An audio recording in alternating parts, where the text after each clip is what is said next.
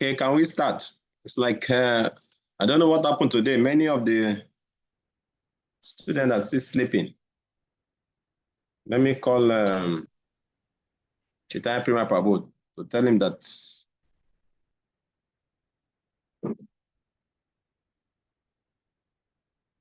Oma Gyanatimirandasya Gyananjana Shalakaya Shakshur Militanyena Tasmai Shri Gurave Namaha Shri Chaitanya Mano Vistam Stapetanyena Bhutale Swayam Rupa Kadamayam Dadati Swapadantikam Vandeyam Shri Guru Shri Yukta Padakamalam Shri Gurum Vaishnavamstra Shri Rupa Sagrajata Sadhana Raghunatam Vitam Tam Sajivam Sadhuitam Savadutam Parijana Saitam Krishna Chaitanya Devam Shri Radha Krishna Pada Sagana Lalita Shri Vishaka Vitamsta Namo Vishnu Padaya Krishna Prishtaya Bhutale Shrimate Chandra Swaminiti Namine Namaste Prabhupada Tarinama Pracharini Granta Vitalana Prithivya Shishagaine Sada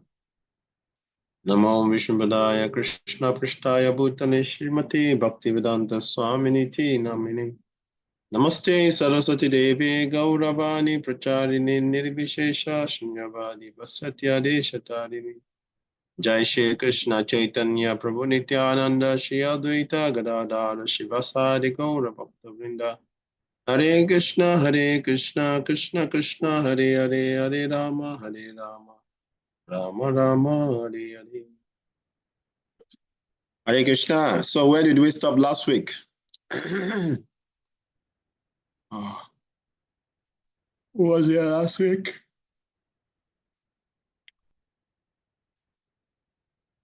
Somebody was here last week.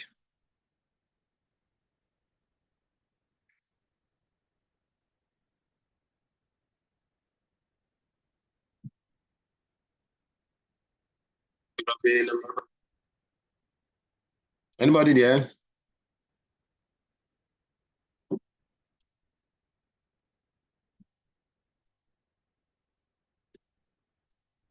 Is anybody there? Hare Krishna. Hare Krishna Babuji, how are you? I'm fine, thank you. Good. Hare Krishna. Yeah, Prabhuji, how are you? So I said, where did we stop? You're welcome, Prabhu. Where did we stop last week?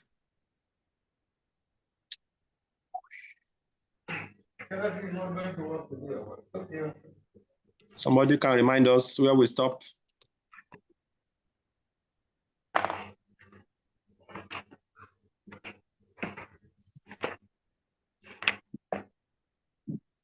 We stopped at Bhagavad chapter 10, text number 11. Yeah, I want somebody to take us back. We passed 11. It's not 11 we stop. Oh, we already passed 11. I want some revision based on what we discussed last week.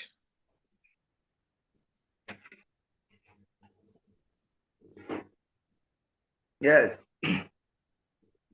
What we discussed last week, from what I gathered briefly, the aspect of sincerity and service. Yeah, these are the two important ways to attempt your devotional service. One should not be duplicitous. One should also be steady. It's not like a break and quench. You continue your service and you have to be sincerely following the path. Hare Krishna. Hare Krishna Prabhu. Any other devotee? Guru Shakti Prabhu used to be here. Where is he?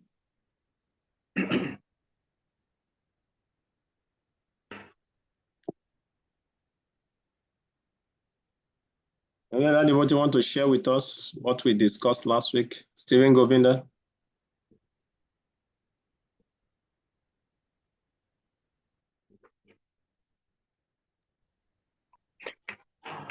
Hare Krishna Prabhu. Dandavat Pranam. Yes, last week we discussed a few subject matters on the Bhagavad Gita chapter 10.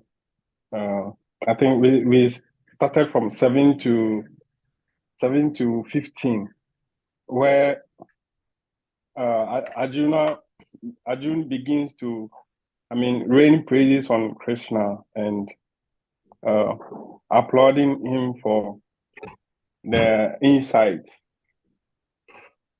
And also we did an exercise where we discussed what brought us into devotional service and how are we coping. How are we coping and how do we intend to achieve our goals? And we discussed a whole lot about that also. So I think now we have to start at chapter 16, like where we stopped. I think we stopped 15. So today we begin on the test 16. Hare Krishna. Thank you very much. Thank you for reminding us of what we did last week. Any other thing we forgot from Babananda? Were you not there, Ananga Moini? Lila Suka? Where are all the devotees? Many of them are not here today. It's like they forgot that today is Bhagavad Gita, Bhakti Shastri. Stephen Govinda, who's supposed to be reminding the devotees?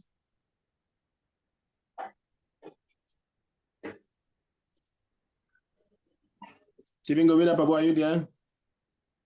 Yes, please. Who's supposed to be reminding the devotees? I think the instructor. Who is the instructor? The conductor. Who is the conductor? Nigeria will say conductor. You say conductor. So which one? What is Jamastami? Okay. Gora Shakti Prabhu. Hare Krishna Prabhuji. I know you are always the first to come. I miss you today. What happened? Yes, I thank you. Okay. I think that I could join it through the portal, so I was there waiting. Sorry. It was written not started. Then I was still waiting. Okay. That's why I couldn't join. Okay, I didn't go into WhatsApp. Okay. So now you're here. So we're we're revising what we did last week. Okay. Did you take notes? Yes, Prabhuji. Remind us. I want to hear your notes. Hare Krishna Prabhuji. Okay, last time we ended with the Chatu Sloki, and then we did the last part of Chatu, the last text. That is 11, chapter 10, text 11, and it is the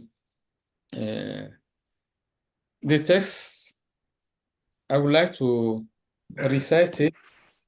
It is Tesham Evanu Kampata Aham Agyana Jam Tamaha Nashayami Atama Bavasto Gyana Dipena Baswata. So, in this, you said that constant reading of Bhagavatam is very important to water the seeds of devotion. And also hearing about Krishna makes Krishna destroy darkness in our hearts. And unless one comes to the level of goodness, one cannot fully practice devotional service. And you point out also that sincerity and steadiness is very important for progress in Krishna consciousness. Then in chapter 12, in text 12 to 13, so Arjuna confirms the supremacy of Krishna, and then suffering is due to sin. Then in text 14, we dare to how to understand Krishna. That to understand Krishna is not easy. Neither the demigods nor the demons can understand God. So we ended with text 15, which is a prayer to Krishna.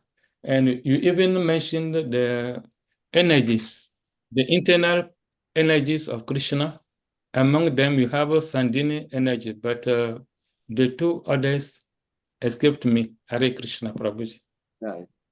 Sandini, Samvit, and Ladini Shakti. Thank you very much. Okay, so we are supposed to start from test 15 today, isn't it? Or test 16? Last time we finished with 15, so we are going to continue with 16. 16, yeah, same thing Stephen Govinda Prabhu said. Thank you very much. You're welcome, Prabhuji. Anybody want to say anything before we start? Ananga morning. We should hear the women voice also now. Jamastami, Hi, Krishna Prabhu. how are you? Very fine. Thank you. I can hear you from your voice. So tell us something. I'm sorry, I was on the call earlier, so I just joined now. So yes, we are continuing from text 16. Okay. Okay. What about the other Jamastami who's supposed to sign us in? I didn't see him. She's not feeling well. She's not feeling well. You have contacted me now. She didn't contact me. If I have not signed in now, I will have been waiting for her. It's all right. Thank you. I will contact her after the class. Okay, Prabhu. Yeah, thank you. Okay, so let's continue with test 16.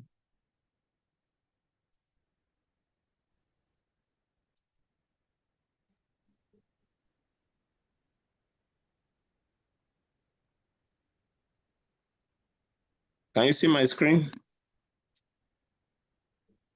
Yes, Prabhu. Okay. Yes.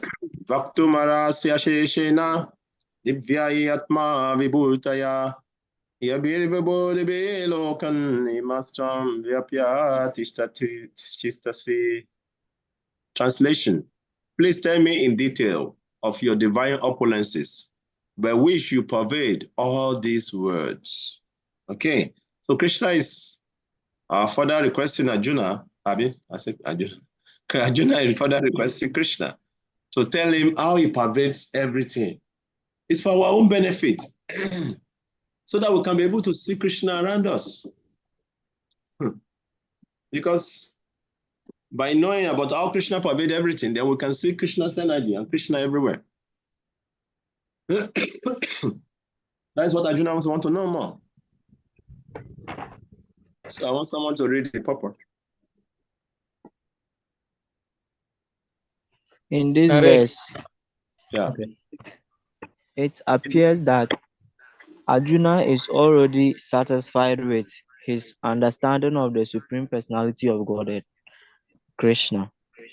By Krishna's grace, Arjuna has personal experience, intelligence, and knowledge, and wherever else a person may have, and through all these agencies, he has understood Krishna to be the Supreme Personality of Godhead.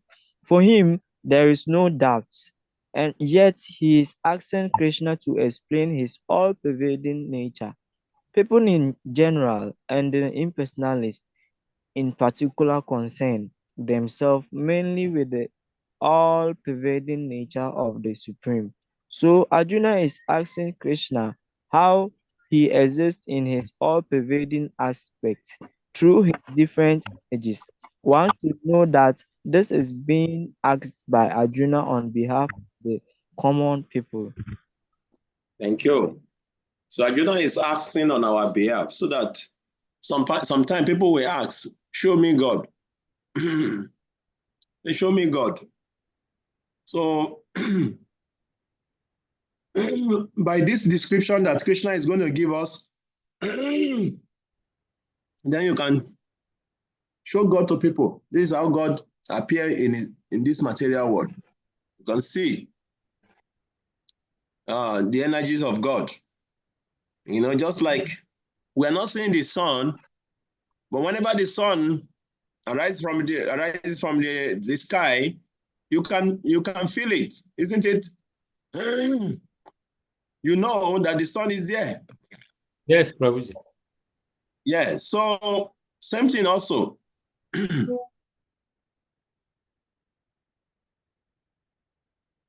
So that is it. So we can see the energies of God. That is to show us how God pervades or everything in this universe. It's the same thing. When you come to the self-realization and you're able to realize and feel these energies of God around you, then you can be able to appreciate and see God more in His creation. We never, forget God for 1 second. So Krishna is going to describe to us. It's very, very wonderful, actually. Katavidyamaham yogi swam sada parishintaya keshu keshu chabhaveshu shintyosi bhagavam maya. O Krishna, supreme mystic, how shall I constantly think of you? How shall I know you? In what various form are you to be remembered, O supreme personality of Godhead? So this opulences that Arjuna is asking for Krishna to reveal to us is to make us to always constantly remember Krishna. Because there's one golden rule in Krishna consciousness. What is that golden rule? Who can tell us? The rule that all other rules are all servants under.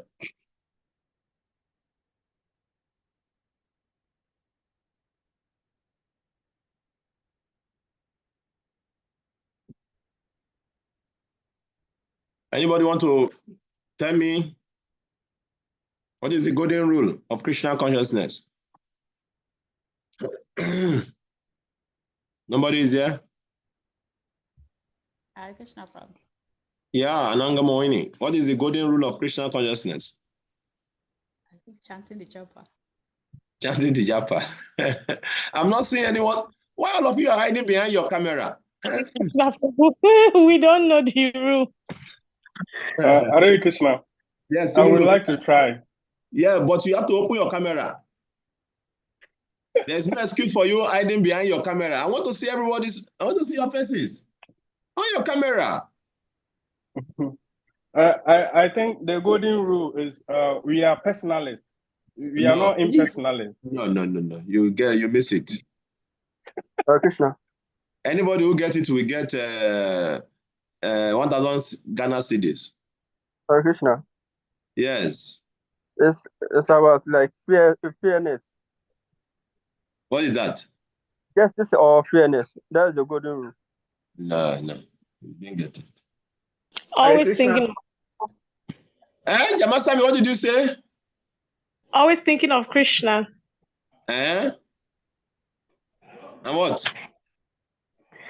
I don't know. I don't know. On your camera, you will know. Hare Krishna.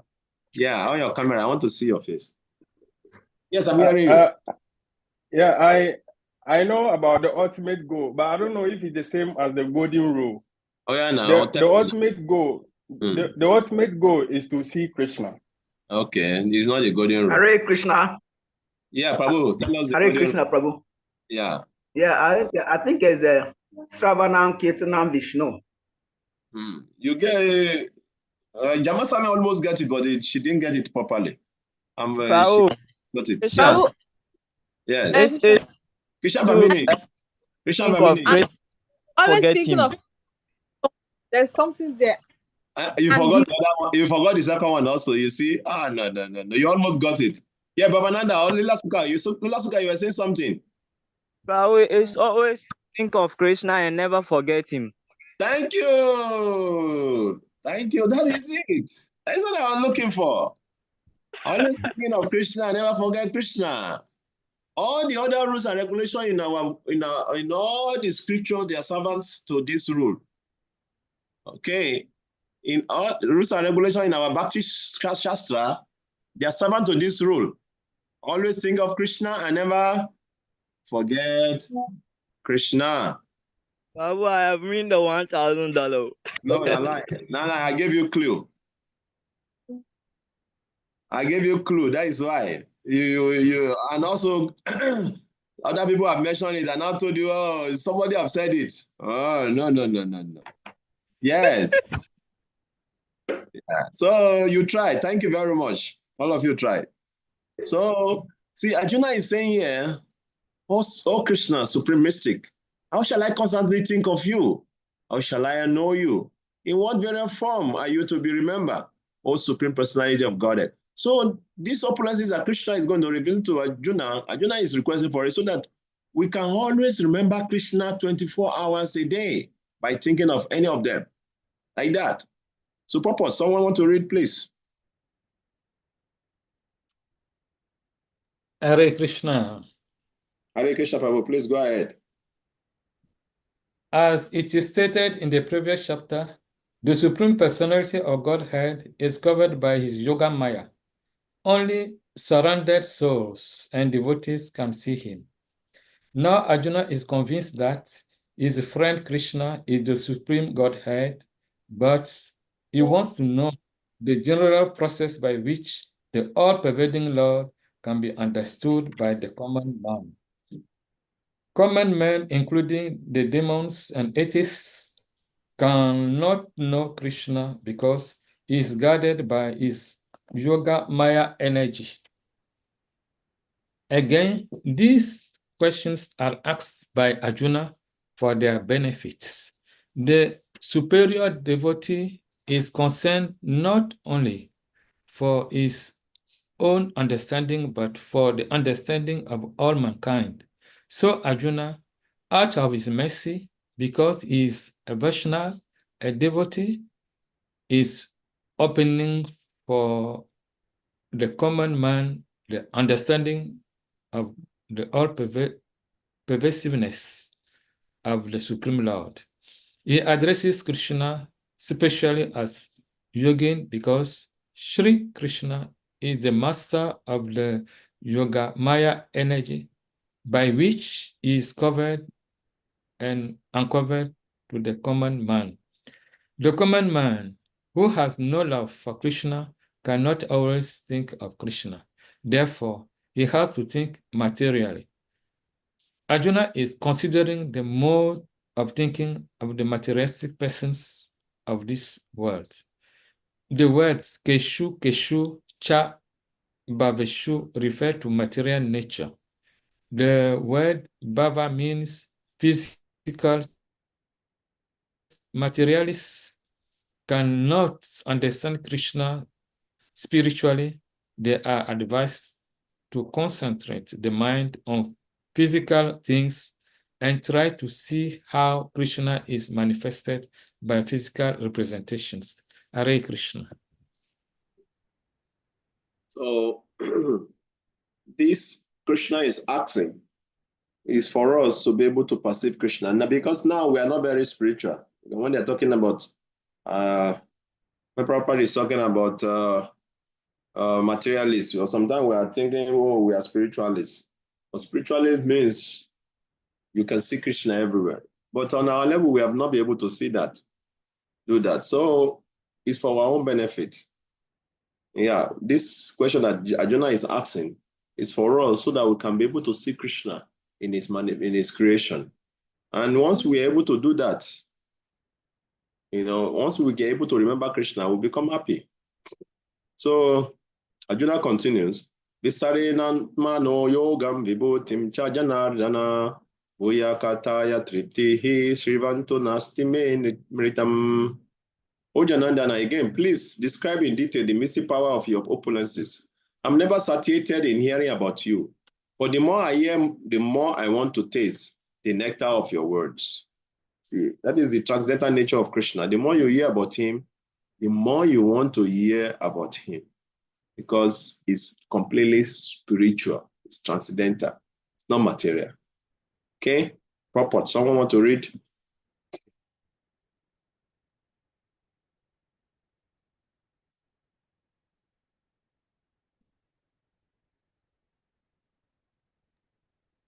Hare Krishna. Yeah, Prabhu. Okay, purport. One quote, one can never be satiated, even though one continuously hears the transcendental pastimes of Krishna. It's not the beginning of that purport. 18. 18, yeah. Is it different from yours? Yeah. You said? I don't know. Maybe the purpose is my own is like different from yours. No, okay. Sorry. I didn't begin from beginning. Sorry.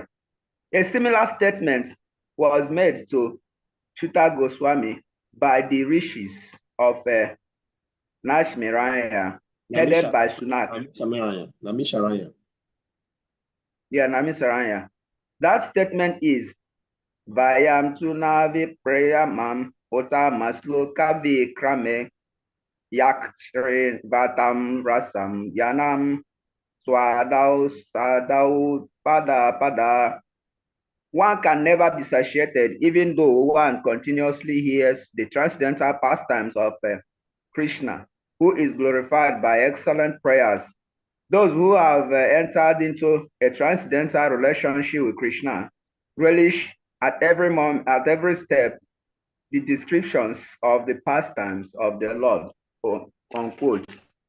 Srimad Bhagavatam, Canto 1, text number 1, chapter 1, text number 19. Thus, Arjuna is interested in hearing about Krishna and specifically how he remains as the all-pervading Supreme Lord.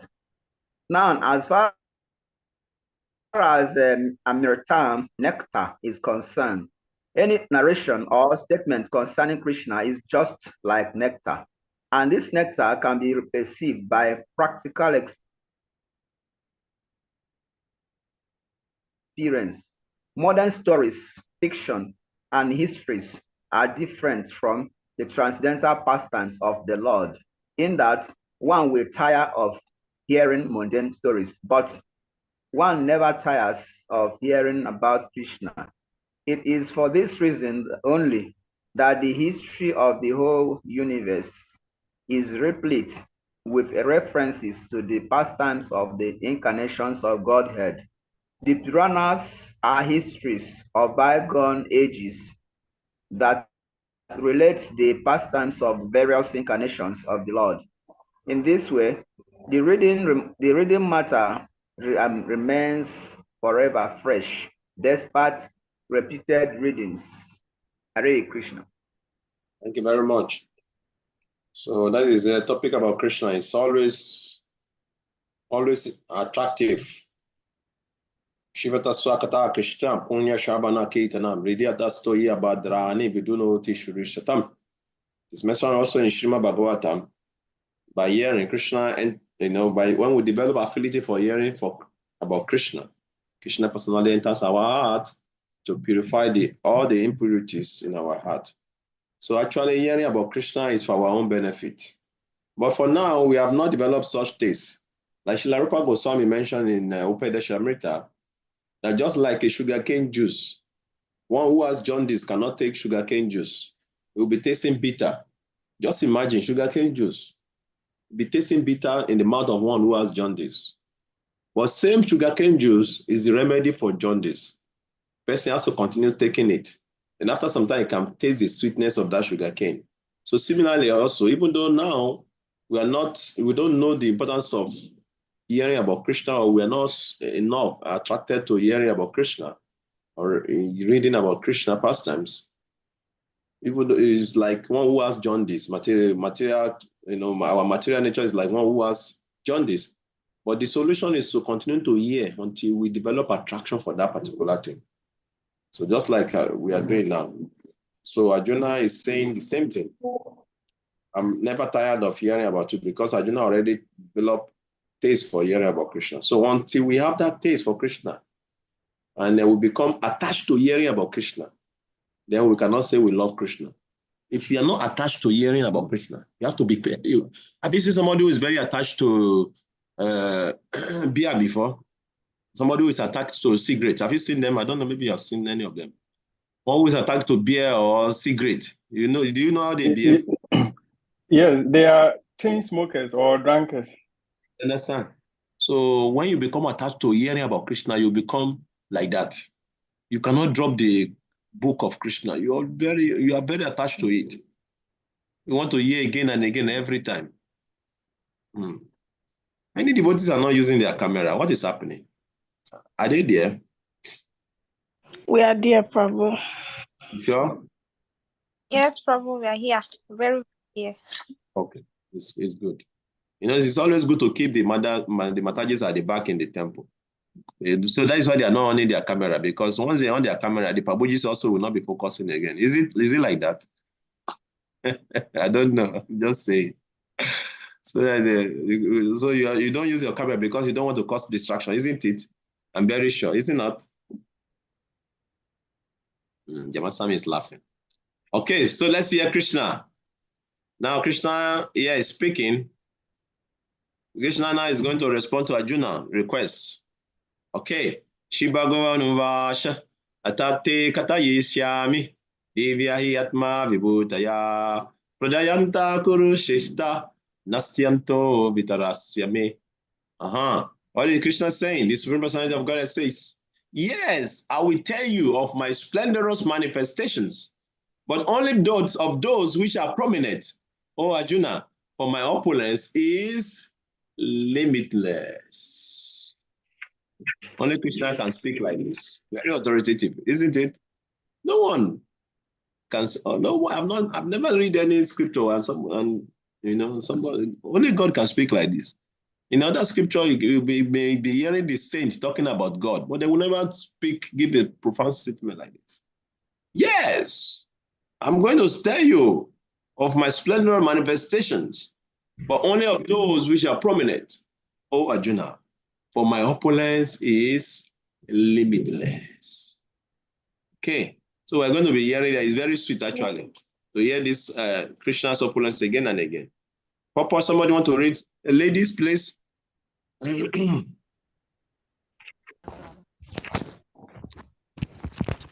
Krishna Prabhu. It is not possible to comprehend the greatness of Krishna and his. We're not hearing you, Ananga Moini. Okay, can you hear me now?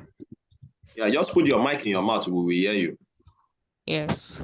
It is not possible to comprehend the greatness of Krishna and his opulence. The senses of the individual are limited and do not permit him to understand the totality of Krishna's affair. Still, the devotee try to understand Krishna, but not on the principle that they will be able to understand Krishna fully at any specific time or in any state of life. Rather, the very topic of Krishna are so realizable that they appear to the devotee as nectar. Thus, the devotees enjoy them in discussing Krishna opulence and his diverse energies. The pure devotees take transcendental pleasure, therefore they want to hear and discuss them. Krishna knows the living entity do not understand the extent of his opulence. He therefore agrees to state only the principal manifestation of his different energies. The word parahayata, principle.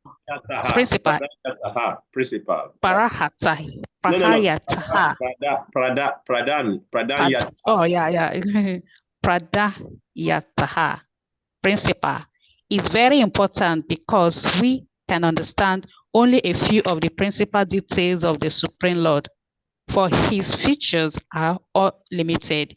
It is not possible to understand them all. And Vibhuti, as Vibhuti. Yeah, thank you, Prabhu. As used in this verse, refer to the opulence by which he controls the whole manifestation.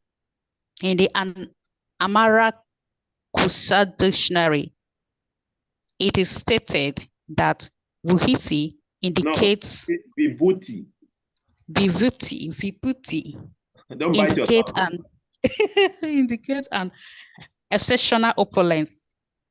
The impersonalists or the Pahetis cannot understand the exceptional opulence of the Supreme Lord, nor the manifestation of his divine energies. Both in the material world and in the spiritual world, his energies are distributed in every variety of manifestation. Now, Krishna is describing what can be directly perceived by the common man.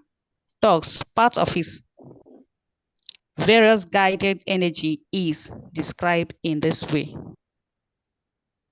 Thank you very much. So here, Prabhupada mentioned the impersonalists or pantheists cannot understand the exceptional opulences of the Supreme Lord, not the manifestation of his divine energy. What do you know by what do you mean? What is the meaning of pantheists?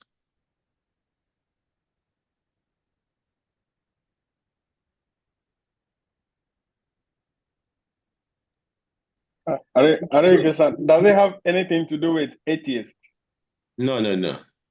If you don't know, you can consult your dictionary. You have phones there. What is the meaning of pantheists?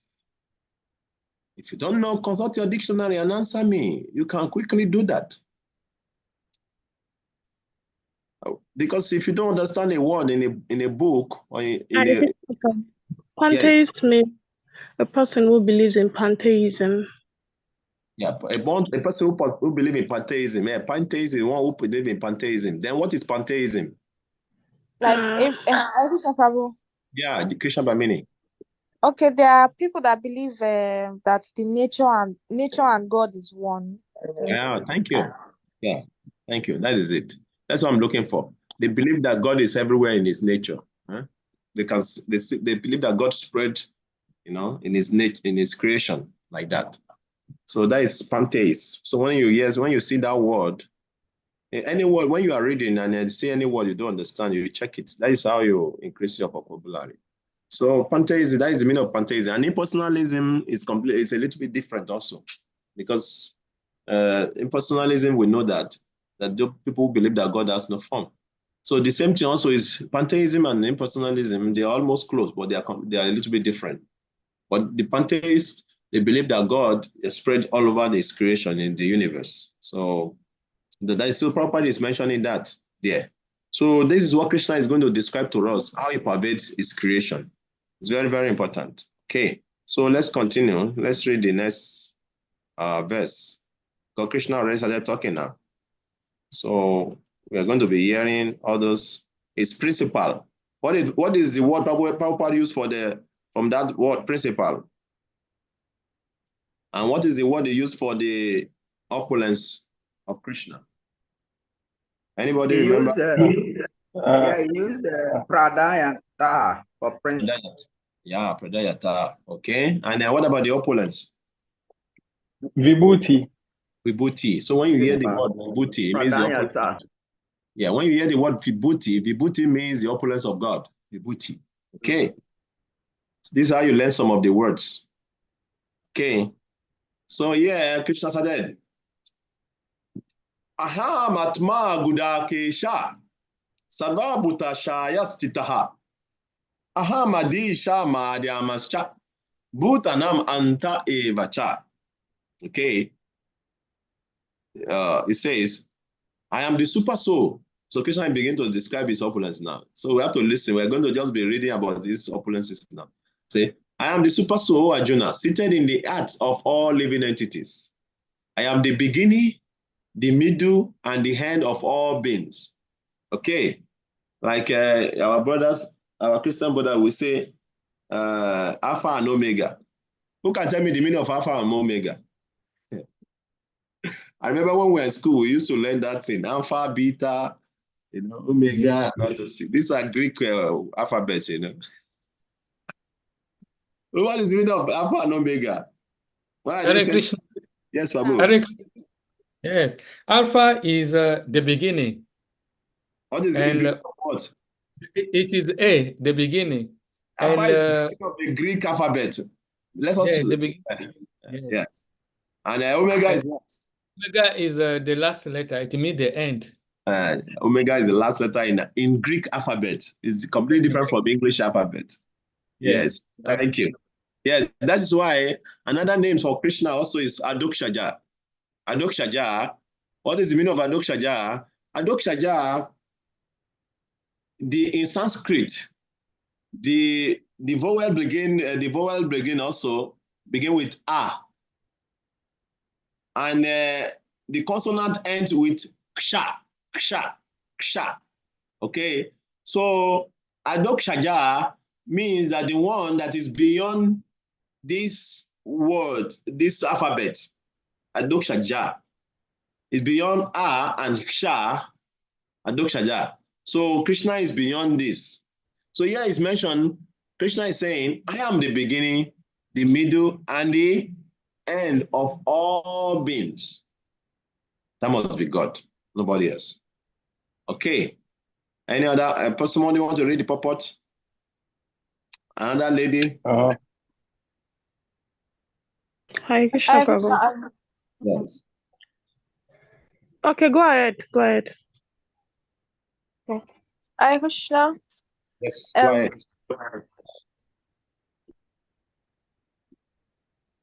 Sorry, Prabhu. Okay. In this verse, Arjuna is addressed as Gudakesha, which means one who has conquered the darkness of sleep. For those who are sleeping in darkness of ignorance, it is not possible to understand how the Supreme Personality of Godhead manifests himself in various ways in the material and spiritual worlds. Thus, this address by Krishna to Arjuna is significant. Because Arjuna is above such darkness, the personality of Godhead agrees to describe his various opulences. Krishna first informs Arjuna that he is the soul of the entire cosmic manifestation by dint of his primary expansion. Before the material creation, the Supreme Lord, by his planetary expansion, accepts the Purusha incarnation, and from him everything begins. Therefore, he is Atma, the soul of the Mahat Tattva. Yes. The universal element.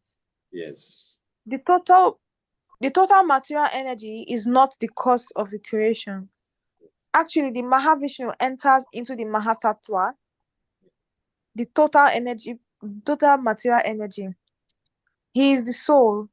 When Mahavishnu enters into the manifested universes, he again manifests himself as a super soul in each and every entity. Yeah.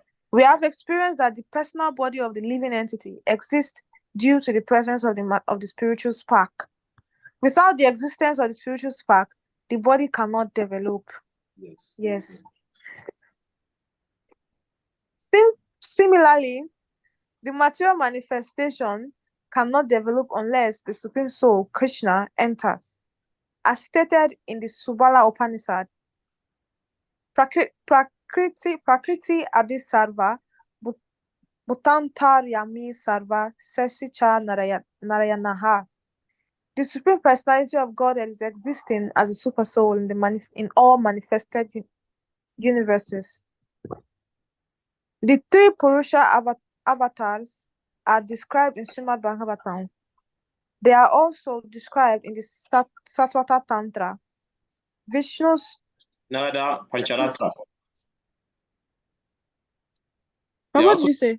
They also describe in Narada Pancharatra, then one of the Satvata Tantras. Okay. Vishnu's two Trini Rupani Purushakyani Ato Viduha. The Supreme Personality of Viduhu. Okay. The Supreme Personality of Godhead manifests three features as Karuna Dakashaya Vishnu, Gabo Dakashaya Vishnu, and Shiro Dakashaya Vishnu. In this material manifestation, the Mahavishnu or Dakashaya Vishnu is described in Brahma Samhita 547. Yahakara. Ya karana bajale bajati isma yoga nidram. Sorry, Prabhu. The Yeah. Supreme Lord Krishna, the cause of all causes, lies down in the cosmic ocean as Mahavishnu. Therefore, the Supreme Personality of Godhead is the beginning of this universe, the maintainer of the universe, the universal manifestations, and the end of all energy. Thank you. All right. Some people are disturbing you there. So it's a very nice explanation. We can hear how Krishna pervades the universe. Actually, it's very interesting. It is mentioned in chapter 2, Prabhupada mentioned that if you understand these three Vishnus, then you become liberated. Because if you understand this Vishnu, then you can understand how Krishna pervades his creation. Just like in our body, we are the soul of our body, and we can feel every part of our body. Similarly, Vishnu, Shri Vishnu, or Mahavishnu, is the soul of the entire universe. Okay, so in the beginning, Mahavishnu lie down, also known as Karanadakashai Vishnu. He lie down on the causal ocean, and he expanded from his pore of his body. All universes are coming out, and he expanded himself into Gabudakashai Vishnu to enter each and every of this universe. Then in this each and every of this universe, he lies down in the ocean there, and from his navel, Lord Brahma came out. And again, he manifested himself as Shirudakashai Vishnu to enter every of the atom in that universe. In that way, Krishna pervades his creation, is the super soul of the creation. Just like we can feel every part of our body, same thing, the Lord is super conscious. Just like we are conscious of our body, Krishna is super conscious of the universe. He can feel every part of the creation. That is why when Dhruva Maharaj was meditating and he became one with the Lord, when he became one with the Lord and he stopped breathing, the whole universe became shook up. Everybody was gasping for air because he became one with the Lord. So in that way, he became one with the whole universe because the Lord is, just like in your body. Your body, you see, in your body, so many living organisms are there. So similarly, we are all existing in the, in the Lord body, like that. He expanded himself, and like that, he created us through Lord Brahma, like that. So we can understand. So that when Krishna says that he is the soul of the universe, you can understand what he's saying. That he is the super soul of the universe. So it's a very deep topic, actually. And he said, I'm the beginning and the middle and the end of the beings. In that way is the beginning, because from him, all the creations are coming, and from him, they will enter at the end of creation. Okay, so let's go to 21 and hear more about Krishna's opulence or opulences. Okay, let's see. 21.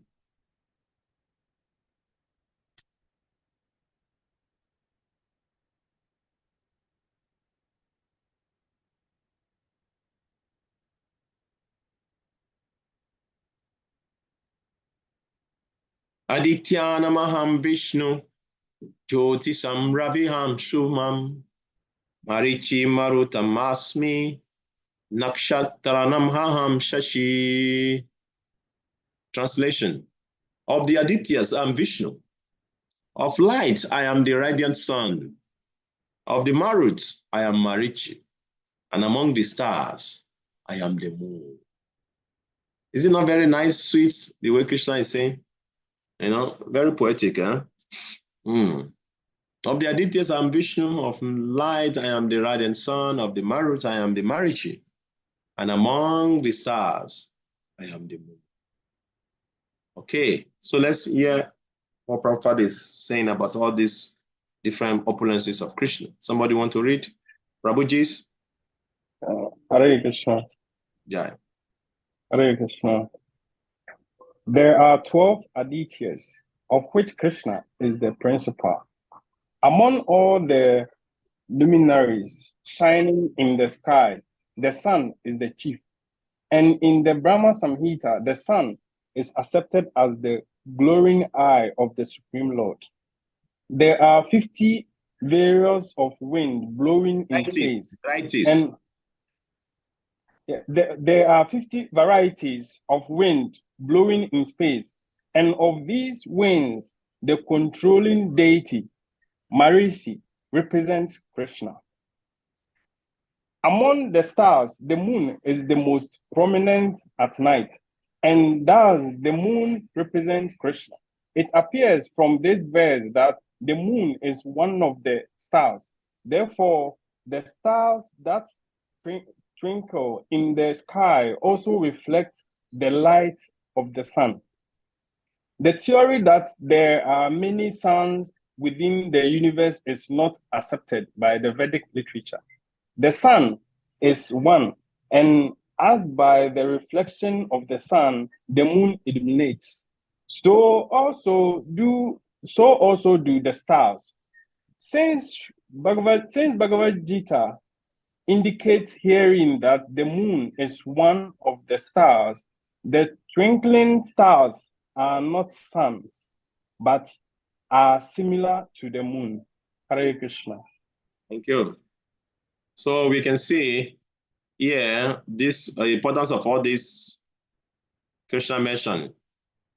You see, of the light, I am the radiant sun. Without sun, nothing in this world will, continue to exist. Sun is the one maintaining this universe. Without the sun, no food for you. There will not be any food. Without sun, there will not be the rotation of the seasons. Then you get different variety of different fruits and food in different seasons. Without sun, we'll be freezing to cold. There will not be light. Everywhere will be dark. So you can see the importance of God, the sun. So when Krishna say of the light, I am the sun, you know what it means. Then he say of the stars, I'm the moon. Without the moon, your vegetable cannot feel refreshed at night. The moon has its power. The moon has its own connection with the mind of the living entity. That is why on the full moon night, generally people's mind become agitated with sexual desires on full moon night. And on the dark moon night, when there's no moon in the sky, on that night, the black magic people, the witch and wizard, they become more powerful. Because on that night, the forefathers, the planet of the forefathers opens. So they come to this planet. So many people who worship them, who get connected to them, they become more powerful on that dark moon night, when the moon is not in the sky. So you can see the importance of the moon. Very, very important, maintaining this universe, the sun, especially the sun and the moon, maintaining this universe. And they have direct connection with our mind. Yeah, the moon is the deity of the mind. And here mentioned also of the different kinds of wind. He says it's Marichi. Without the hair, how can we live? Let's say, for example, Krishna just say, okay, I want to take let me hold the hair for like 10 minutes. What will happen to us? We'll be gasping for hair. I don't know how many people will survive if the Lord holds the hair for 10 minutes. You see, when you go to the hospital, they put gas for those people who cannot take the natural hair again. Somehow something has become something is not functioning in their body, so they cannot take the hair again. The hair that look very free, that look very easy, You know, you are breathing, it looks so easy. You know, you don't even think about it. But go to the hospital, you see people who has, you know, they're in need of air. They cannot breathe on themselves again. They have to put the oxygen in their nose. So you know the importance of it. So when Krishna is saying that of this is that you should understand what it means. These things are very, very important in our life. Okay? Any comment or contribution?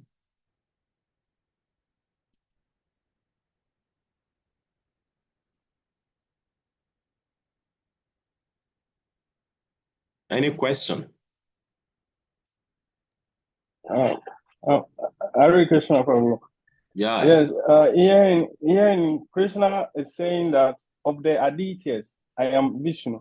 Please, Yes. can you dive a bit deeper into the Adityas? Okay, because I didn't mention that. Okay, I understand you. Yeah, Adityas, they are the demigods. The Aditya means demigods, all the demigods. Okay? Aditya is their mother. Dityas, they are the demons. You know, they are from both demigods and the demons, they are from the same father. It's only their mother that is different. Can you understand now? So sometimes, you know, different children come from the same father, you know. So the Adityas, they are the demigods. So among the Adityas, so Krishna is saying is Vishnu. Who is that? Who is that Vishnu among the Adityas? That is Lord Vamanadev. Lord Brahma. No, not Brahma. Vamanadev. Oh, okay. Vamanadev, the dwarf incarnation of Krishna, is the one who came with the same. Is the only one who came from their from Aditya. Okay, so Krishna is saying. So if I can understand, there is difference between Lord Brahma and Brahmanadev. Lord Brahma is the creator of this universe. Lord Brahma is one of the demigods. Vamanadev is the incarnation of Lord Vishnu himself. Okay. Yeah. Do you know all the incarnation of Lord Vishnu? For the clarification. Do you know the major incarnations? The 9 incarnations. The 10. The 9 incarnations. 10. The 10, actually. Yeah, the 10. Yeah. Do you know them? Okay, yes. Yeah, tell us quickly. Yes. Very fast. I think the first incarnation is Lord Mitsya, Lord Varaha, Lord Vamanadev, Lord Narasimha, Lord Parashurama, Lord Krishna, Lord Rama, Lord Krishna, and Lord Buddha, and the last is Lord Kaki, who is yet to manifest. It's the main one now. It's supposed to be 10. Which one is missing? This one is missing. Somebody want to remind us? Lord Kurma. Yeah, thank you, Kuma Dev. Yes, okay, Kuma. You got it now? Yes. Okay, so let's continue. Okay, Vedanam sama vedosmi, Devanam asmi vasava, Indriyanam manaschasmi, Bhutanam asmi chetana. Translation. Of the Vedas, I am the Samaveda. Of the demigods, I am Indra, the king of heaven. Of the senses, I am the mind. You understand now? Why our mind is always giving us trouble? And in living beings, I am the living force. What is that living force? The consciousness. Okay? So once the consciousness leaves the body becomes useless. So let's hear Prabhupada's purport. I want a lady now. Mataji.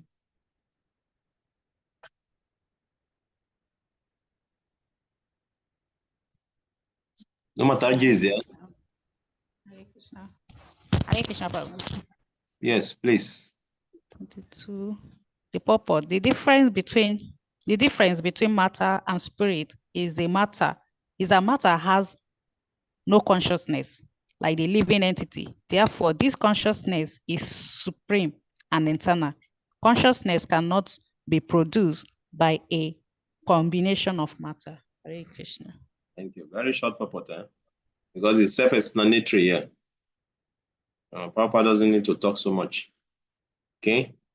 Of the demigod, I am Indra. Of the Vedas, I am Samaveda. Of the senses, I am the mind. Of the living beings, I am the living force. Okay.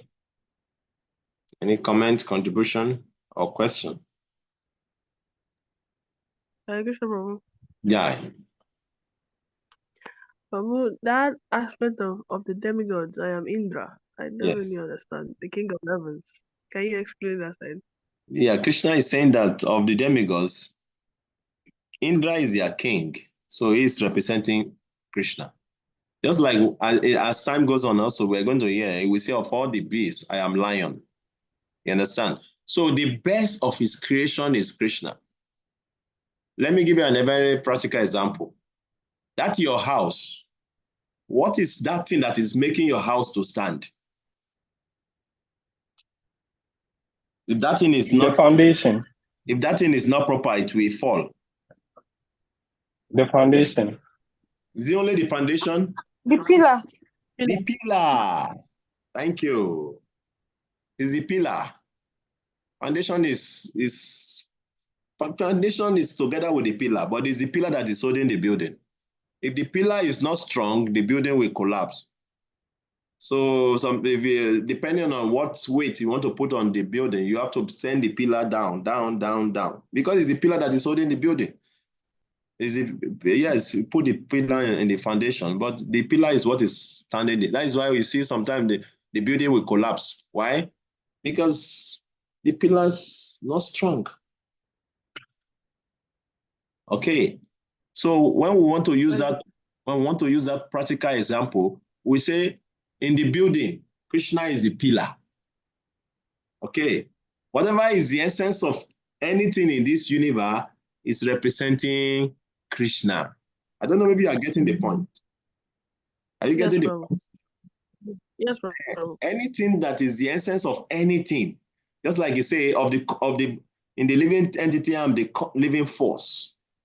So why is it the living force? Because the living force is what is very important in the body. You get the point? Like that. Yes, Stephen Govinda. Hare Krishna Prabhu. Yeah. Yes, we've been hearing consciousness.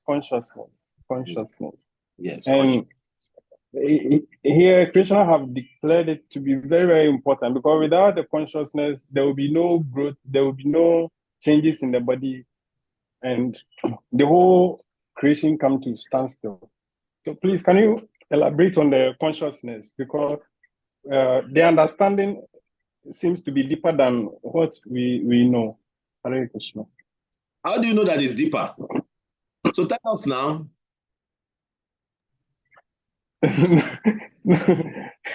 No, please. Here, Krishna is indicating that. No, you say it's deeper, means that you know something about it. So tell us. For a common man, we think consciousness is the way we think. But here, Krishna is saying that it is actually a force that hold this whole universe. So we want to have the clear understanding how this consciousness is controlling the force in the material energy. No. I'm not talking about the material energy. It's talking about the living force, in you, consciousness in you, yes. Not about the universe. So it's very simple. Yes. As it's mentioned if you have, did you pass through chapter 2 before coming here, or we jump chapter 2?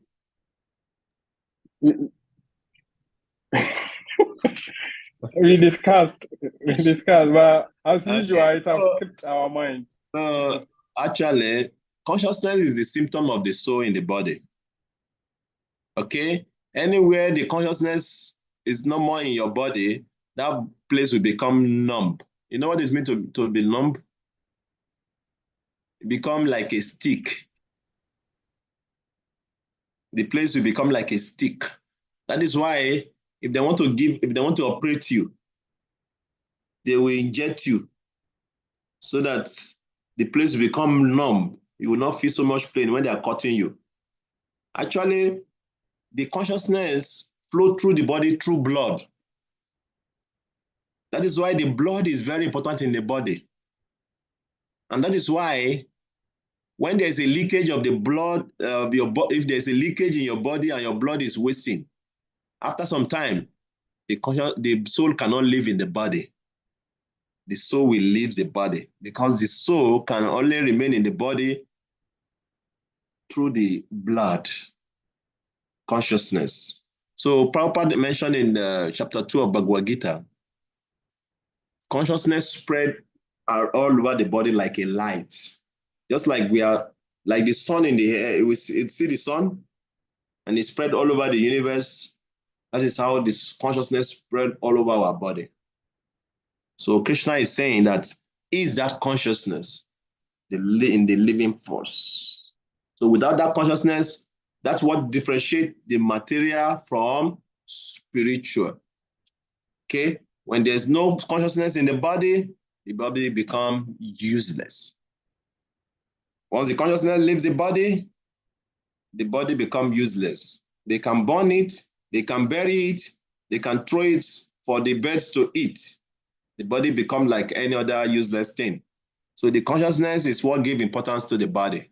That's why here Krishna is saying is the consciousness in that living force. So it's Krishna. That's why Krishna mentioned in Bhagavad Gita, Mama Vamso Jiva Loke, Jiva Bhuta Sanatana, Manasa Stanindriyani, Prakritistani Gashati. The living entity, they are my part. So this consciousness that we're talking about is a minute spark from the body, the supreme consciousness. That is, Krishna is the supreme consciousness. So the minute spark of that supreme consciousness, we are that minute spark of that supreme consciousness. Okay? So consciousness means symptoms of life. That is the meaning of consciousness. When you are not conscious again, means you are not living. Okay? So that is it. So whenever there is consciousness in the body, means that the person is living. When there is no consciousness, the person is not conscious. When they say somebody become unconscious, that the consciousness is about to leave the body. Okay, let's continue.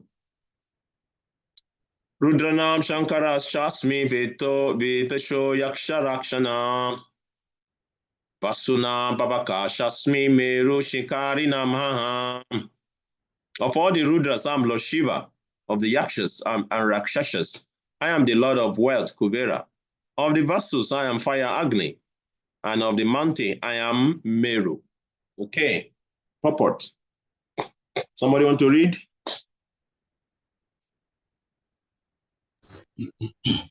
Purport. There are 11 Rudras, of whom Shankara, Lord Shiva, is predominant. He is the incarnation of the Supreme Lord in charge of the mode of ignorance in the universe. The leader of the Yakshas and the Rakshasas is Kuvera, the master treasurer of the demigods, and he is a representation of the Supreme Lord. Meru is a mountain famed for its rich natural resources. Thank you. So you can understand all these points. So there's so 11, like Prabhupada mentioned, there's 11 Rudras who came in the beginning during the creation of Lord Brahma. So Lord Shiva is the predominant one, Lord Shiva. Okay, and also with the Yakshas and Rakshasas. These Yakshas and Rakshasas, they are like witches and wizards. Okay, when they talk about Yakshas and Rakshasas, these are like witches and wizards. Okay, they have their own, all of them, they are all associates of Lord Shiva, actually. And Lord Shiva, Kuvera, is a servant of Lord Shiva and also is the treasurer of the demigod. So they all associate with Kuvera. Okay, so you see so many of them, they become very powerful. They drink blood. These Yakshas and Rakshasas, actually, they drink blood, they eat human flesh, like all these witch and wizard we have in Africa also. So like that. Yes, Govinda. Stevie. Hare Krishna. Yes, Prabhu. Yes. There's I'm on class. Kuvera. the Kuvera, the treasurer. Yes. I have heard so many times that he's an Asura, but I'm yet to be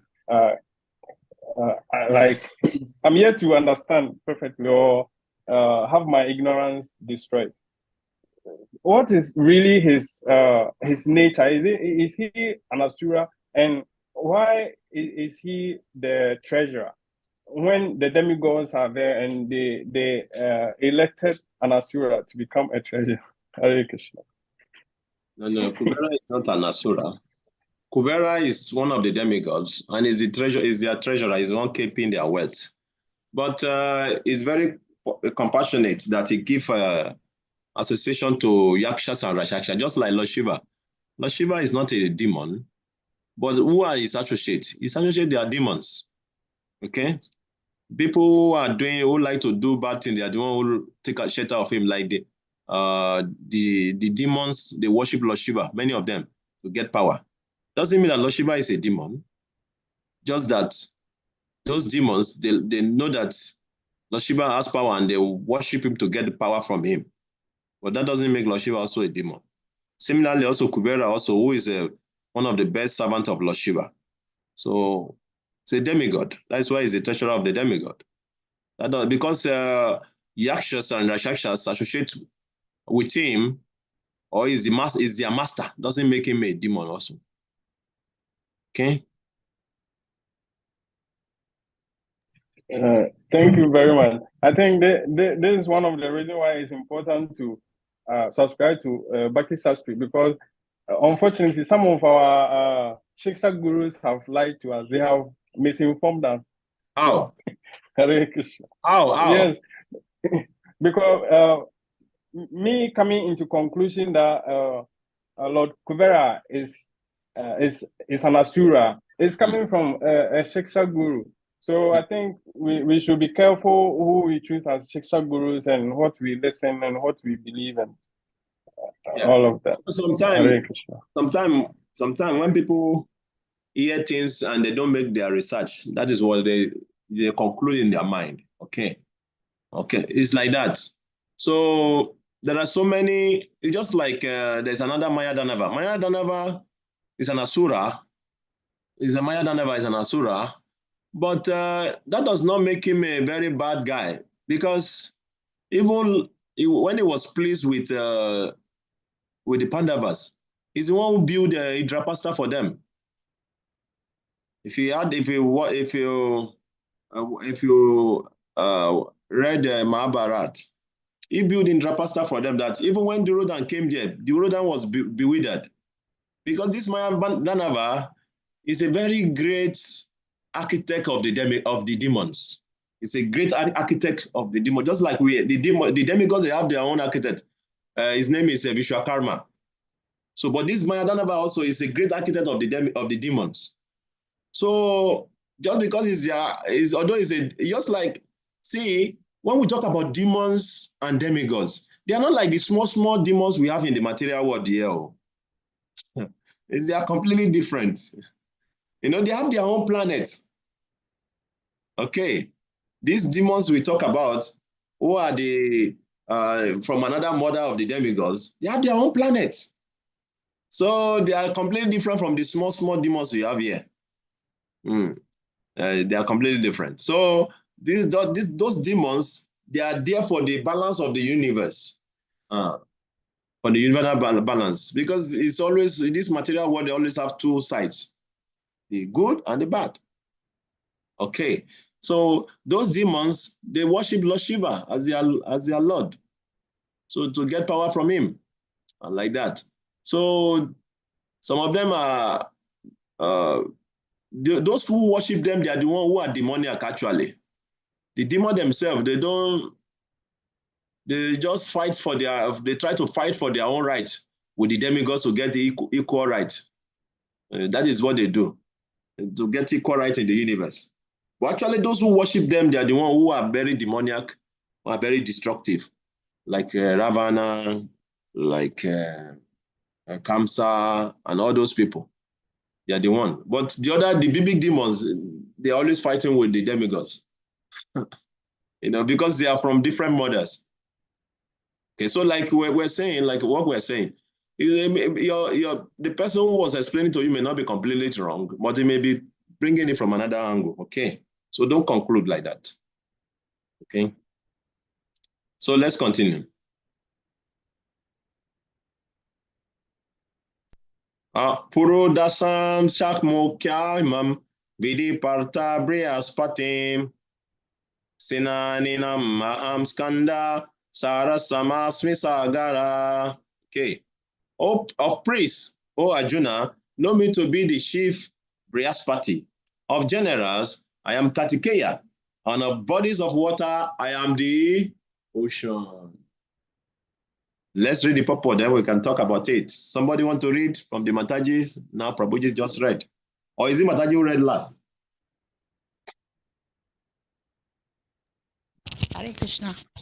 Yes. Purport. Indra is the chief demigod of the heavenly planet and is known as the king of heavens. The planet on which he reigns is called Indraloka. Bashipati. Wait. You cannot bite your tongue. Brihaspati. See, most of this word, you pronounce them as you see them, okay? They are not very difficult. You just pronounce them as you see them. Brihaspati. Brihaspati. Thank you, Prabhu. Good, yes. Is Indra's priest. And since Indra is the chief of all kings, Brihaspati is the chief of all priests.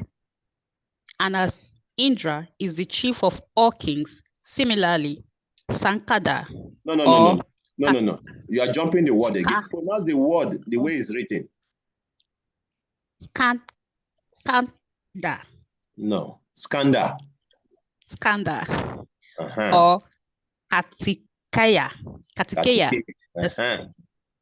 The son of Parvati. And Lord Shiva. Parvati and you always Shiva. take your time to look the word before you pronounce it so that you don't make mistake. Parvati and Lord Shiva is the chief of all military commanders. And of all bodies of waters, the ocean is the greatest. This representation of Krishna only gives hints of his greatness. Thank you very much. Thank you very much for reading, actually. Okay? So as you are reading now and I'm giving you small correction, you become perfect. Okay? So don't feel bad, okay? Don't do because of that and go and hide. No problem. Thank you for the courage, okay? So yeah, he's saying, we all know Brihaspati. Brihaspati is the spiritual master of the demigods, okay? So that is why it's mentioned here, of all the priests, is Brihaspati, because he's the spiritual master of the, so because what is the duty of Brihaspati? He's the one who officiates for the demigods, and also he guides them also. And of the general, Kartikeya is the general of the demigods, their commander. Okay, Kartikeya is the son of Lord Shiva. Okay, and the body of water, ocean. So when you go close to the ocean, that's why you feel peace. When you see the vastness of the ocean, you can connect with God. So that is, you see, Krishna is mentioning here, of the bodies of water, I am ocean. So whenever you go to the ocean, you can see Krishna. Oh, Krishna. Just see how great this ocean is. That is how my Lord is great, like that. Okay, so, but that is, all this one now, because some of them we cannot relate with them, at least we can relate with the body of water and the ocean. We can relate with that. Okay. We're going to hear more of what we can relate with in the future. Okay. Okay, Maharishinam Brigo Haham Giram Asmi Ekam Aksharam Jagyanam Japa Jagyosmi Stavaranam Himalaya. Krishna says, of the great sages, I am Brigo. Of vibration, I am the transcendental home. Of sacrifices, I am the chanting of the holy name Japa. And of immovable things, I am the Himalayas. Okay. You all know Brigu. Brigu Muni is one of the sons of Brahma. And when they were trying to carry out the experiments, who is the supreme among because all the great sages, there's always this confusion in India. When you go to India, you see many sages. Some of them are worshippers of Lord Shiva, some of them are worshippers of Lord Vishnu, some of them are worshippers of Lord Brahma. So there were all the sages they gather. There was this confusion. Who is the supreme among these three deities? Is it Lord Vishnu? Is it Lord Shiva? Is it Lord Brahma? There was this argument. Lord Brahma, Lord Narada was asking, who are you worshiping? Who is supposed to be your supreme deity? Who are you offering your jagya to? Then the argument came up. Who is the supreme? Who's supposed to be the enjoyer of this jagya? Then among the sages, they appointed the Brigu. Brigu, you are very familiar with the tree. So please, we want you to go and carry out the experiment. Who is the greatest among all of them? Okay, thank you very much for giving me this assignment. I'm going. So first he went to Lord Brahma. Okay, when he got to Lord Brahma, and Lord Brahma saw him. Oh, my son. Say, he didn't greet his father. He didn't greet his father. When he got there, he didn't greet his father. He said, what is wrong with this, my son? You're supposed to greet me. Lord Brahma became very angry. He said, if not that you are my son, I will have just killed you. He said, oh, this one is angry. It cannot be the God. Come on, go and sit down. Then again, he went to Lord Shiva. When he got to Lord Shiva, oh, my brother. Lord Shiva, he said, no, don't come close to me. You are smelling. Smelling. Lord Shiva wanted to go. Parvati said, don't kill him. Don't kill him. He's your brother. He said, this one cannot be God. Go and sit down. He's angry. He wanted to kill me because I'm his brother. That's why he didn't kill me. Oh. Then he went to Lord Vishnu. See, when he got to Lord Brahma, he committed offense, manasa, mind. In his mind, he didn't greet him. He didn't respect him when he got there. When he got to Lord Shiva, he offended him with his words. But when he got to Lord Vishnu, he offended him physically. That one is even more. So when he got to Lord Vishnu, he kicked him on the chest. Lakshmi became very angry. He said, who is this guy? And Lord Vishnu said, oh, Brigu, I hope you have not hurt yourself. Oh, sorry, let me massage your feet because my chest is very hard like stone and your feet is very soft. Let me massage your feet. I hope you have not hurt yourself. I say, this must be the supreme. It's not overcome by anger. Oh, this is the supreme. Then went back to all the sages. They say, among these three deities, Lord Vishnu is the supreme. All the other one, they're under the moat. And Lord Shiva became angry, Lord Brahma became angry. So Lord Vishnu is the supreme. So this Brigu is a very special person, okay? And also he has a book called Brigu Samhita. He's the one who is the master of, when you talk about astrology, and knowing the future and all these things that people do today, is the master of all of them, Brigu Muni. So he has a book called Brigu Samhita, where he has given all these astrological calculation and all these things that some people are doing today. Yeah. So that is Brigu for you. Then Krishna mentioned here of the sacrifice, of the vibration and transcendental home, and of sacrifice and the chanting of the holy name, Japa. You see? That is why Om, like sometimes when you see people chanting Om, or you say, oh no, I don't want to chant Om, I will chant Hare Krishna. No, Om also is a representation of Krishna, but Om is the impersonal representation of Krishna. So you can chant it, there's no problem. Om. Okay, it's impersonal representation of those who want to realize the impersonal aspect of Krishna. There's one who chants it most. Well, it's not for us. We are not disturbed by that. Okay, we know that is a impersonal representation of Krishna, but Krishna mentioned here particularly that of all the sacrifice, I am the chanting of the holy name Japa. So Japa is very, very special, and that is why we chant, because that is the highest sacrifice you can do to please Krishna, by chanting his holy name. Hare Krishna, Krishna Krishna, Hare Hare, Hare Rama, Rama Rama, Hare. Okay. Then Krishna said, and of the immovable things, I am Himalaya. Why do you think Himalaya is very special? Who can tell me?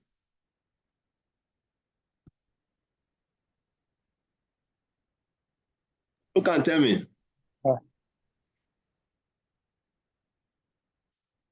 Huh?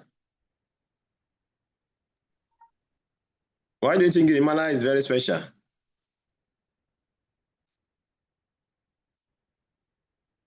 Because it's the biggest mountain in the world, in this material world. The peak of Himalayas is Mount Everest. Do you know that? We did that when we were in school. Yes, Prabhu. Yeah, the peak of Himalayas is Mount Everest. So Mount Himalaya is the biggest mountain on this earth. So like I told you earlier on, whatever is very special in this world represent Krishna. Okay? Let's read the purport now. Somebody want to read? Hare Krishna. Yes. Brahma, the first living creature within the universe, created several sons for the propagation of various kinds of species. Among these sons, Bhrigu is the most powerful sage. Of all the transcendental vibrations, the Omkara represents Krishna. Of all sacrifices, the chanting of Hare Krishna, Krishna Krishna, Hare Rama, Rama Rama, Hare is the purest representation of Krishna.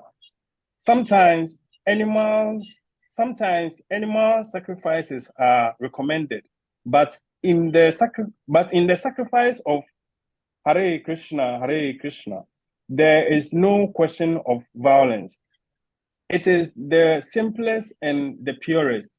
Whatever is sublime in the world is a representation of Krishna. Therefore, the Himalayas, the greatest mountains in the world, also represent him. The mountain named Meru was mentioned in a previous verse, but Meru is sometimes movable, whereas the Himalayas are never movable. Thus, the Himalayas are the greater than Meru. Hare Krishna. Thank you. So let's go to the next one. Hare Krishna, Prabhu. Yes, I know. So in this verse, yes, it should be understood that mountains also move. Yeah, sure. They move, especially in the olden days. They not only move, they fly. It's Indra who caught their wings.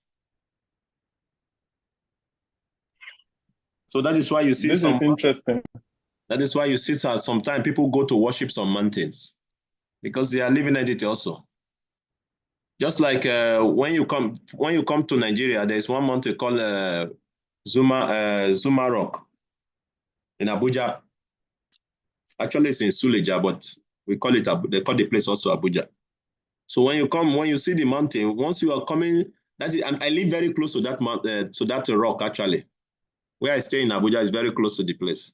So when you are coming to Abuja, the first thing you will see the face of the rock, you know. So they used to tell us the story that no one can climb the mountain, and whenever the rain is falling, the mountain you'll be seeing fire on top of the mountain.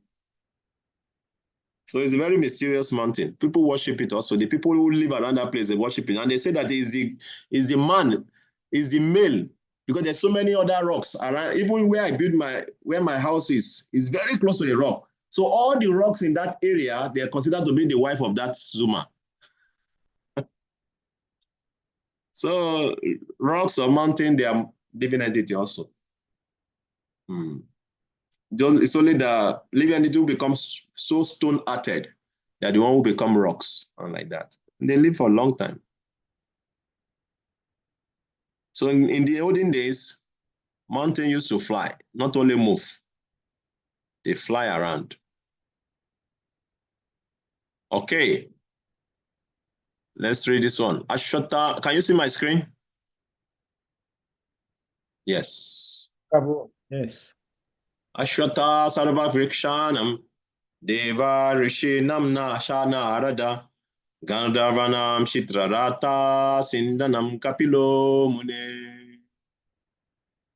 Of all trees, I am the Bayan tree, and of the sages among the demigods, I am Narada. Of the Gandharvas, I am Shitrarakta, and among perfected beings, I am the sage Kapila. Purport. Somebody want to read? Ladies, please.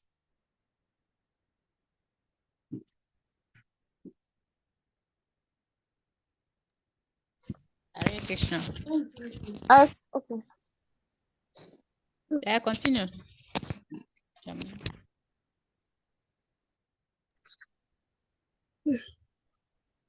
Wait. Hare Krishna. Yes, Krishna Bhamini, go ahead. The banyan tree, Aswatha, is one of the highest and most beautiful trees, and people in India often worship it as one of their daily morning rituals. Amongst the demigods, they also worship Narada, who is considered the greatest devotee in the universe. Thus, he is the representation of Krishna as a devotee. The Gandhava planet is filled with entities who sing beautifully, and among them, the best singer is Chitrarata. Chitrarata. Okay, Chitrarata. Yeah. Amongst the perfect living entities, Kapila, the son of Devahuti, is a representative of Krishna. He is considered an incarnation of Krishna, and his philosophy is mentioned in the Srimad Bhagavatam. Later on, another Kapila became famous, but his philosophy was atheistic. Thus, there is a gulf of difference between them. Thank you very much. Some people are really distracting you there. Warn them. Okay. So, if we don't have a banyan tree in Nigeria, but many of you who have traveled to India, you will have seen the banyan tree. Why is banyan tree considered to be a very beautiful tree? Have you seen banyan tree before? Who have seen banyan tree before?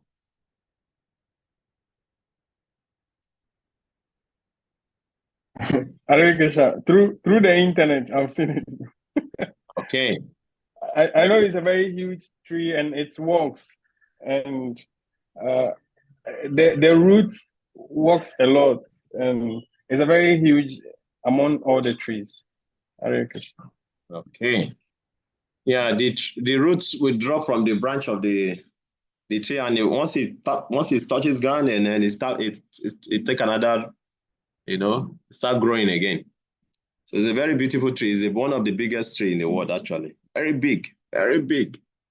Even in India, people worship banyan tree, like Papa mentioned in the purport, because they can see, they can feel God through it, that this is miraculous. It's like, wow. So anything great in this world represents Krishna. That is the meaning. Anything great is Krishna. Now it's mentioned here, Chitrarata actually is a, because in the heavenly planet, they have different species of human beings. They have the Gandharvas. They have the Kinnaras.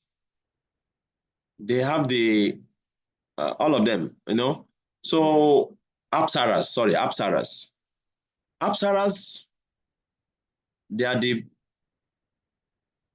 street girls of the heavenly planet. Street girls, they call them street girls, like prostitute, okay? Of the heavenly planet. Then you have the Gandharvas.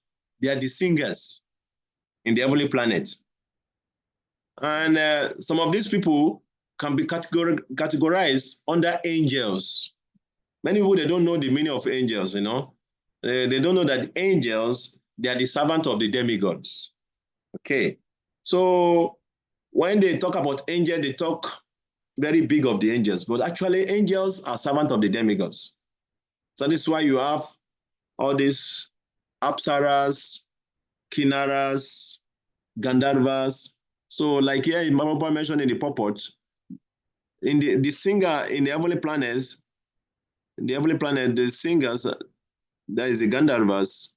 The best of them is Chitrarata. Okay, that is why his name is mentioned. So Krishna said, Chitrarata is my representation, okay, in the heavenly planet. So all these things are mentioned in the Vedas. And Lord Kapila, and among perfected beings, I am the sage Kapila. So there is another incarnation of Krishna who came to preach the Sankhya philosophy. As the Prabhupada mentioned towards the end of the purport, there's another Kapila came who became famous. That one was preaching about atheistic Sankhya. Yes, Stephen. Hare Krishna. Yeah. Yes, since we are yearning for perfection, what makes Kapila a perfect living entity? What are his qualities? Can you tell us a little bit about him and how we can, imitate his footsteps? Hare Krishna. You cannot imitate him because Lord Kapila actually is not different from the Lord. He's an incarnation of the Lord. Okay? He's the son of Devauti. He's the incarnation of Krishna who came to give the knowledge of Sankhya. So it's considered to be perfect because he's a Shaktavesha Apatara. Just like when you say Lord Jesus Christ is a incarnation, is a Shaktiavesh form of the Lord. Okay, it's a perfect human being who came on this planet to show people how to go to God. Okay, so that's what makes him perfect. Okay, so same thing also, Lord Kapila Dev is the incarnation of Krishna also. So that's why he's perfect. So his teachings, when you study his teachings, you should go and study Srimad Bhagavatam, Canto 3. When you study his teachings, you understand what it means when they say it's perfect. He gave so much knowledge about everything we need to know, even about what happened when human being want to die. He gave knowledge about what happened even in the womb, when a child is developed in the womb, the nature of the child, how the child behaves, everything, the nature of pure devotional service, how to attain pure devotional service. He explains everything. You should go and read third canto of Srimad Bhagavatam. This knowledge of Lord Kapila Dev is very wonderful. Okay, when you read Srimad Bhagavatam, actually you will know who God is and how to attain him, how to become perfect. That is it. So as you are reading Bhagavad Gita, it's okay, it's the beginning. You should proceed to read Srimad Bhagavatam. Then you would know how to become perfect. Okay, Jamasami. Yes. Did I pronounce it nicely? I never. I know, yeah. I know, yeah. I just heard the Jamasami. Yes, it's correct. Okay. My question is the second Kapila, because they said there's two Kapila here. One is the atheistic, preaches the atheistic version, and the other one is speaking the real thing. So the two of them, are they also an incarnation of Krishna? No. The other one is not incarnation. That is why he said that's a proper differentiated, The other one is an atheist. He came to preach theistic philosophy. Actually, the difference between the two teachings, the two teaching of the two Kapila is that one, they both preach about Sankhya philosophy. You understand? But this incarnation of Krishna, the Kapila we're talking about, that one recognized that Krishna is the 25th element of creation. That without Lord Vishnu is the one who activates the creation itself. Without Vishnu, even the creation will be inert. Because there's a big subject matter about creation, about all the elements of creation, the 5 Mahabhutas, the 5 working senses, the 5 knowledge acquiring senses, the mind, the intelligence, the mind, the super, then to talk about the super soul. So about 24 elements. So the other atheistic philosopher, Kapila, stop at 23. It doesn't talk, he didn't talk about the Supreme Lord being the active agent in the element of creation. That is what makes him an atheist. You understand? Yes, Prabhu. Okay, thank you. He just talk about just like the same thing the scientists are talking about. Oh, everything is just reacting. It's a reaction of this chemical, of that chemical. So he was just talking about the reaction of all the elements. He didn't mention about how Krishna is the one who is the causing the reaction to happen, Yeah, go ahead. Right. Hare Krishna Prabhuji. So I would like to know whether the Narada mentioned in this text is the same as Narada Muni, because here I can learn that Narada is a demigod, but according to my understanding, Narada Muni is a person. So would you like to give me a certain clarification about this? Yeah, it's the same Narada they're talking about. It's Narada Muni. Okay. He's a demigod. He's a great personality. He's the son of Lord Brahma.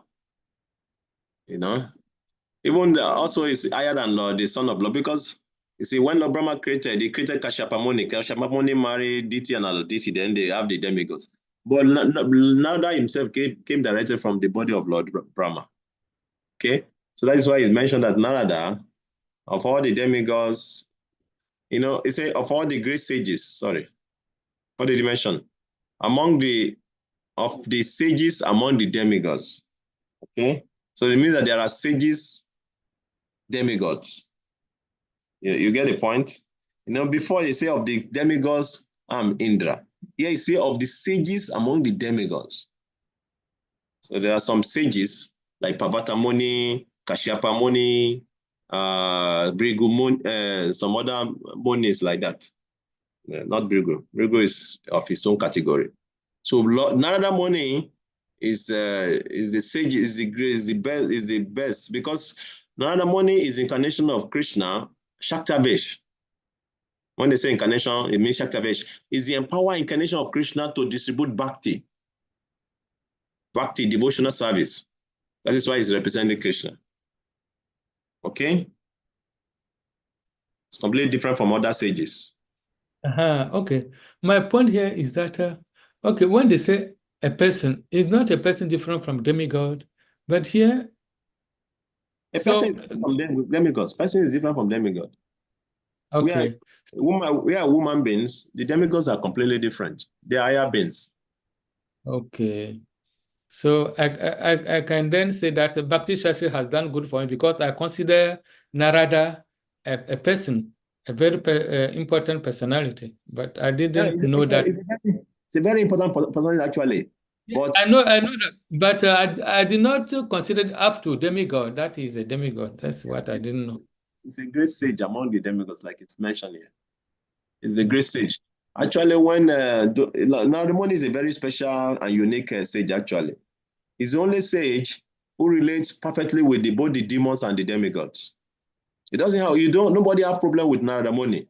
Narada Muni will go to Kamsa Palace. He will joke with Kamsa and he will talk Kamsa. Oh, Kamsa, this is going to happen. That is going to happen. Then again, he will go to Indra. Oh, Indra, do you see what is happening with Kamsa? So he's the only personality who meets, well, between both the demigods and the demons, actually. So he's a very special personality. And he's considered to be the devotion Shakti of the Lord. He gives devotion. Okay. So Narada Muni is a very special personality. That's why it's considered to be the great sage among the demigods. Okay, we have 3 minutes more. So today is 26. We don't need to rush it. These opulences are very sweet. So we'll continue from 27 next week, tomorrow. Okay, any comments, question? Let's take question and comments, then we can end. Okay, Hare Krishna. Yeah, yes. About Indra, that it is said that the king of the demigods, Indra. Okay, I thought that normally it is a Brahma who is the king of the demigods. No. Brahma is of his own category. Lord Brahma is the creator of the universe. But when it comes to managing the material affair, it's Indra who is in charge of the demigods. They work together with other demigods. So Indra is their king. Just like when you have in your country, you have the governor, and you have the chairman in the governor forum. I don't know, maybe in Nigeria we have something like that. I don't know about your place. So they have, the governors, then they have they form a group forum, and they make somebody a chairman. Okay, so of all the demigods, Indra is like their chief. I see. Yeah, Stephen Grinda. Ogura Shakti Prabhu, continue. Yes, Alex. Stephen Gomida will come back to you. Ogura Shakti Prabhu has not finished. You done? Yes, Prabhuji, Hare Krishna. Thank you very much. I've finished. Hare Krishna. Stephen Govina Prabhu. Hare Krishna, Prabhu. Jai. So it appears that we living entities is also a manifestation of the Lord that have taken this body. So I would like to inquire, what is really our purpose on this earth? Are we here to spread Bhakti? Are we here to free ourselves from the material contamination? What is really our purpose here? Very good Hare question. Krishna.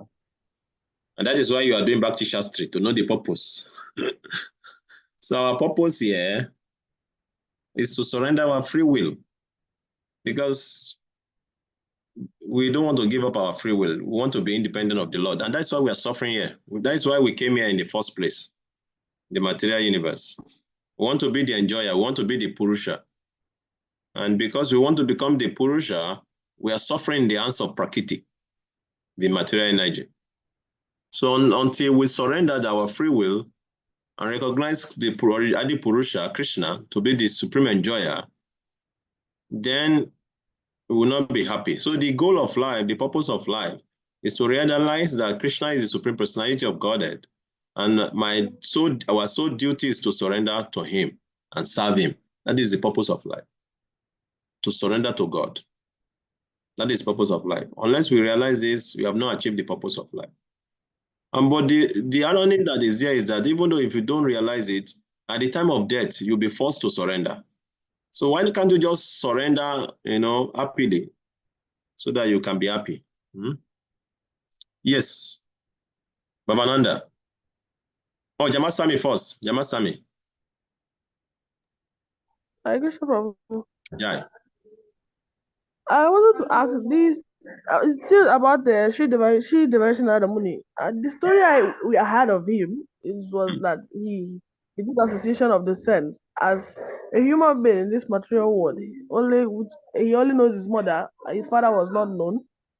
So then, after acquiring the whole association, then his mother left the body, and then he went to the forest and meditated until Krishna came to him and told him that he will go to the spiritual planet with this body and everything. So now I heard that he's also the son of Lord Brahma. It's kind of confusing. Yeah. It's the same Nanda Muni. It's the same Nanda Muni. Actually, when you read if you read the first canto of Srimad Bhagavatam, then you will understand. This same place you are mentioning the story, that is where the story is coming from. So because Vyasadeva also asked him the same question. How is it that he have this spiritual body? So he was telling Vyasadeva, his disciple, how he got the association of the Bhaktivedantas. Then he started searching for the Lord, and he came to a level where he saw Krishna in his heart.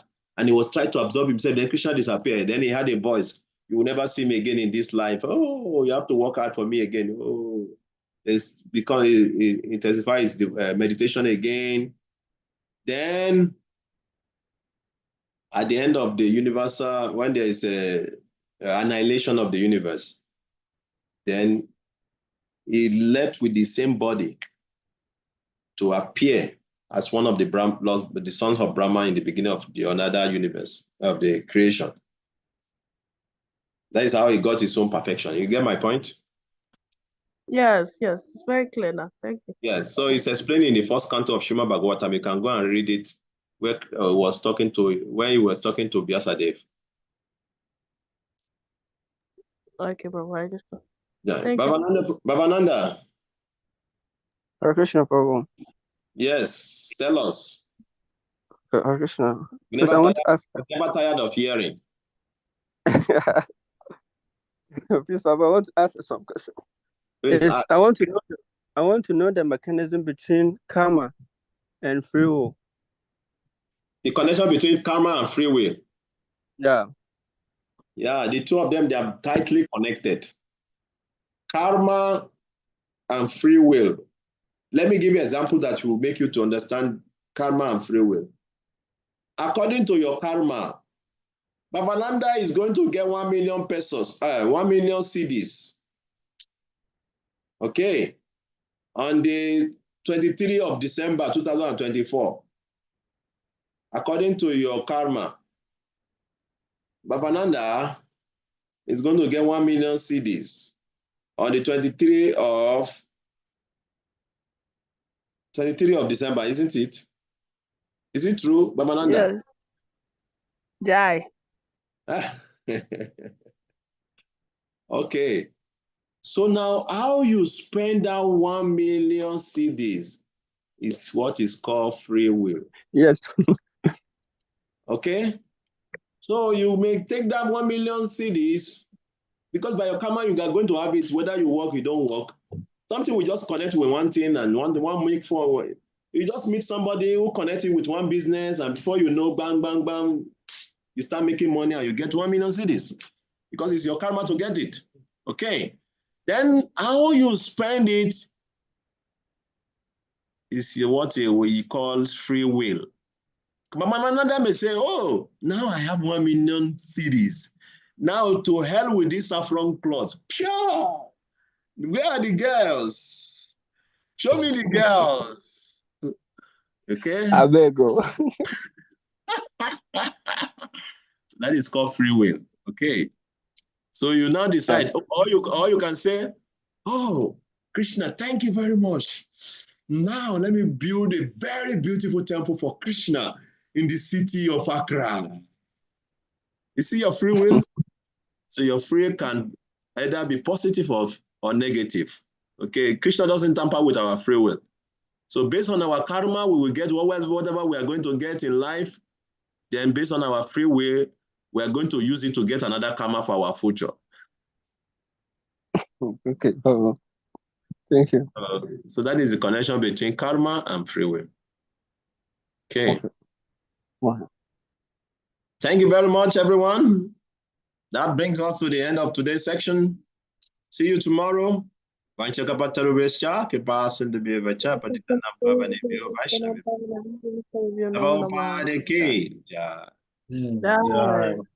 see you tomorrow. Thank you very much.